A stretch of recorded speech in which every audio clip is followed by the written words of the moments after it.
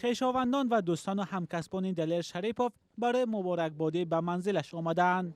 شریپوف پس از یک سال زندان صبح 29 ینور آزاد شد و میگوید این یک سال عمر برایش خیلی سخت گذشت و بی اثر نبود.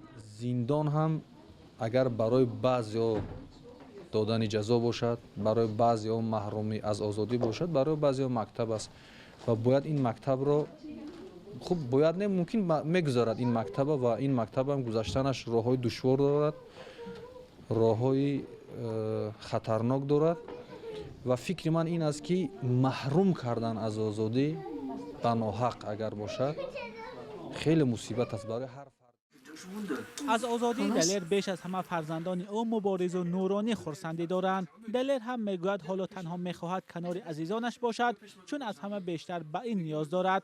پزمانی آنها شده است و آزادی خود را ثمره فشار انسانهای نیک و حامیان حقوق میداند.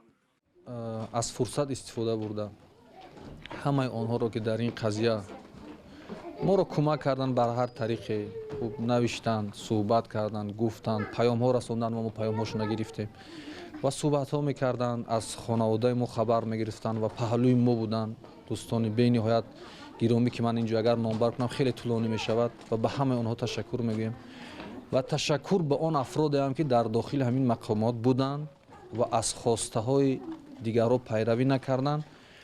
با ما همچون یک شهروند تاجیکستان، همچون یک فرد تاجیک مسلمان مناسبت کردند. با آنها هم تشکر. دلیر شریپوف ماه ینور سال گذشته بازداشت و ماه اپریل با اتهام برانگیختن کینه عداوت ملی و مذهبی به یک سال زندان محکوم شد. خود او این عیبنامه را رد کرده بود و هنوز هم قبول ندارد. سازمان‌های حامی حقوق بشر همیشه این حکم را تنقید و آزادی دلیر شریپوف را طلب می‌کردند.